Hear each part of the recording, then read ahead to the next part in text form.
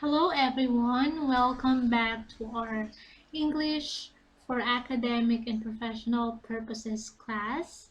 In today's lesson, we will talk about academic text structures. Again, this is Mrs. Jessa Miyage, your EAPP teacher. Let's go to section 1, What I Need to Know. Learning Competency 1. Differentiates language used in academic texts from various disciplines. Your learning objectives. At the end of this lesson, you are expected to first, define academic text. Second, determine text structure of an academic text. And lastly, explain the components of the three-part essay structure. For general instructions, now that you are holding this module, do the following. First, read and follow instructions carefully in each lesson.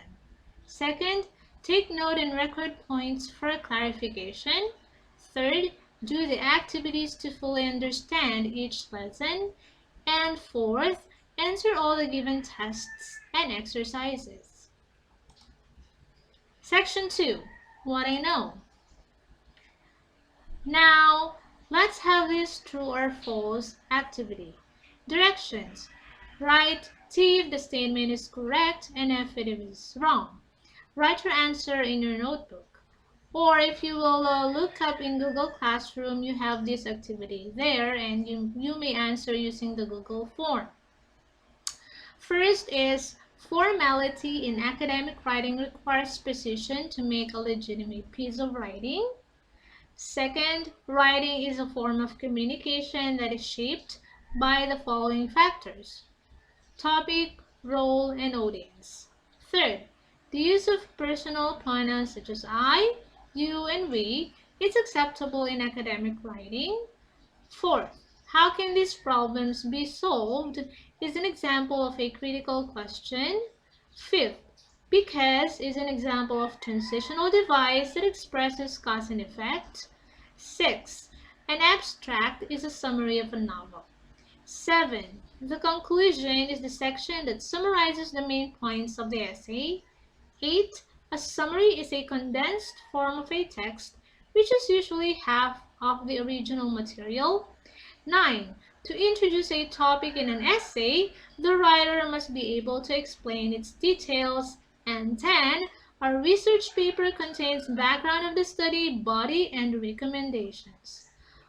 Now, all the answers for this true or false activity will be found in a Google form that I uploaded for you to answer. Section 3. What's new? Directions for this activity below are jumbled parts of a common research paper. Put them into the correct order by using numbers to represent the sequence. Write your answer in your notebook. Or better, if you have it in your, if you want to submit online, then you use the activity sheet that I uploaded there. So we have here the jumbled parts, presentation of the research problem, title of the research paper, presentation of the results, recommendations, overview or scope of research, interpretation and discussion of results, the reference list, the abstract, review of past research relevant to the paper, and description of methods used to carry out the research. So I have here the correct sequence of the parts of common research paper. We have first the title of the research paper, the abstract, overview of the scope of research, presentation of the research problem, review of past research relevant to the paper, description of methods used to carry out the research, presentation of the results, interpretation and discussion of the results, recommendations, and the reference list. Section 4, what is it? Now, what is an academic text? Academic text is defined as critical, objective, specialized texts written by experts or professionals in a given field using formal language. So basically, this text has a solid evidence before it can be defined as critical, objective, and specialized. So that's academic text for you. Now, academic writing, therefore, is generally quite formal, objective or impersonal, and technical. So when we say formal, it is by avoiding casual or conversational language, such as contractions or informal vocabulary. Instead of using haven't, so you use have not. Okay, so we avoid contractions and so on and so forth. It is impersonal and objective by avoiding direct reference to people or feelings and instead emphasizing objects, facts, and ideas. So nothing too personal, right? And third, it is technical by using vocabulary specific to the discipline. So we use the jargon or the specialized language for a particular discipline or area. To continue, to be a good academic writer, you will need to learn the specific styles and structures for your discipline, as well as for each individual writing task. Some examples of academic writing are as follows. First, we have the literary analysis. So what is this? A literary analysis essay examines, evaluates, and makes an argument about a literary work. So as its name suggests, a literary analysis essay goes beyond mere summarization. So hindi ka lang magsa-summarize or magbubuod ng isang essay or an academic text. It requires careful, close reading of one or multiple texts and often focuses on a specific characteristic, theme, or motive for you to analyze. So that's literary analysis for you. How about research paper?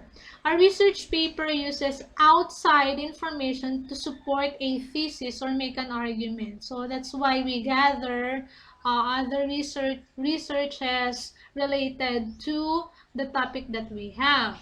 Research papers are written in all disciplines and may be evaluative, analytical, or critical in nature. Common research sources include data. So when we gather surveys or ask some specific people, okay, to answer some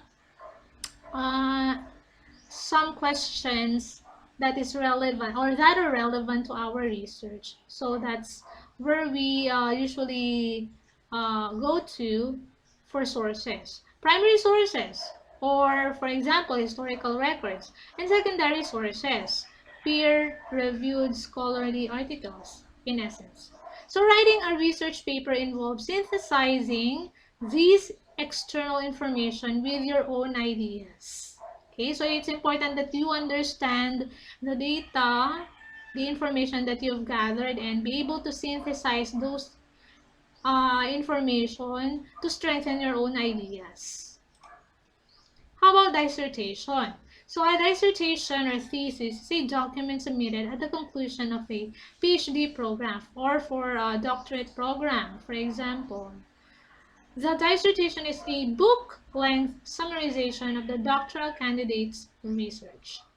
So it's for a graduate program, so not really for you yet.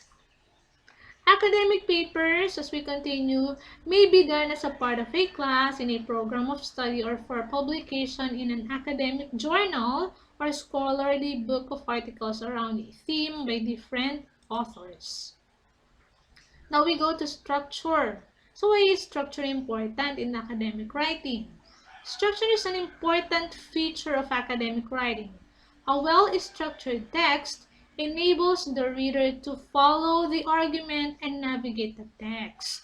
Okay, so it's important that your text or your academic or written text should be well structured for the reader to be able to follow smoothly the argument and to navigate the text well. In academic writing, a clear structure and a logical flow are imperative to a cohesive text. These are the two common structures of academic texts that you need to learn, which depends on the type of assignment you require: the three-part essay structure and the IMRaD structure. So we go first to the three-part essay structure. The three-part essay structure is a basic structure that consists of introduction, body, and conclusion. Okay, so what is introduction? Its purpose is to clearly tell the reader the topic, purpose, and structure of the paper. As a rough guide, an introduction might be between 10 and 20% of the length of the whole paper and has three main parts. What are the three main parts? First, the most general information such as background and or definitions. The second part, the core of the introduction, where you show the overall topic, purpose, your point of view, hypothesis, and or research questions, depending on what kind of paper it is. And the third part is the most specific information describing the scope and structure of your paper. So that's the introductory or introduction part of the three-part essay structure. Now we go to the body. So what do we find in the body? So it develops the question, what is the topic about? So exploration of the topic, expansion of the topic. Second, it may elaborate directly on the topic sentence by giving definitions, classifications, explanations, contrasts, examples, and evidence. This is considered as the heart of the essay because it expounds the specific ideas for the readers to have a better understanding of the topic. And lastly, it usually is the largest part of the essay, being the body. Okay? And the conclusion. The conclusion is closely related to the introduction and is often described as its mirror image. Okay? This means that if the introduction begins with the general information and ends with specific information, the conclusion moves in the opposite direction. The conclusion usually begins by briefly summarizing the main scope and structure of the paper, confirms the topic that was given in the introduction, ends with a more general statement about how this topic relates to its context. So we do not open a new idea or subtopic at this part or in this part because it's already in its end or conclusion. This may take the form of an evaluation of the importance of the topic, implications for future research, or a recommendation about theory or practice. Now let's go to the IMRaD structure. The sections of the IMRaD structure are introduction, methods, results, and discussion. The introduction usually depicts the background of the topic and the central focus of the study. Next, the methodology lets your readers know your data collection methods, research instrument employed, sample size, and so on. And lastly, results and discussion. It states the brief summary of the key findings or the results of your study. Section 5, what's more? Directions. Read the article written by Sharon Housley in 2012. Then extract the essential statements of the introduction, body, and conclusion. Answer using the sheet uploaded in the Google Classroom. Section 6, what I can do? Directions. Read carefully the article that features gender equality. Respond to the article by writing an essay. Use the three-part structure you have learned in the lesson. Answer using the sheet uploaded in Google Classroom. Section 7, post-assessment. Multiple choice activity. Directions. Choose the letter that best answers the given question. Answer using the sheet uploaded in Google Classroom. Section 8, what I have learned. Directions. Complete a paragraph with the necessary words or sentences that best describe what you have learned from the discussion. Answer using the sheet uploaded in Google Classroom. Congratulations! Now we successfully did it. We will move on to lesson 2 in the next video. Thank you, and once again, this is Mrs. Jessa Simiage, your EAPP teacher. Have a nice day! Close to me.